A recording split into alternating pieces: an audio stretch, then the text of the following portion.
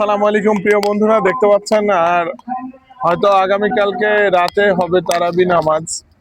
আর এই মুহূর্তে সবার জন্য দোয়া ও ভালোবাসা রইলো, কারণ হচ্ছে রমজান মাস এতদিন আমরা যে বিক্রি করতাম আমি সেই পরিমাণের চাইতে রমজান মাসে অন্তত একটু হইলেও বেশি দিব। দোয়া করবেন আমি যেন রমজান মাসটা সবার মুখে হাসি বা সবাইকে রোজা রাখার আল্লাহ তৌফিক দান করুক। সবার জন্য দোয়া করি, কারণ হচ্ছে ব্যবসা তো সারা মাস করি, রমজান মাসের জন্য একটু ছাড় দিলেই কি সমস্যা কোথায়। আর এই উছিলায় সবাই একটু ছাড় দিবেন রমজান মাসে, কারণ রমজান মাসটা হচ্ছে ফজিলতের মাস।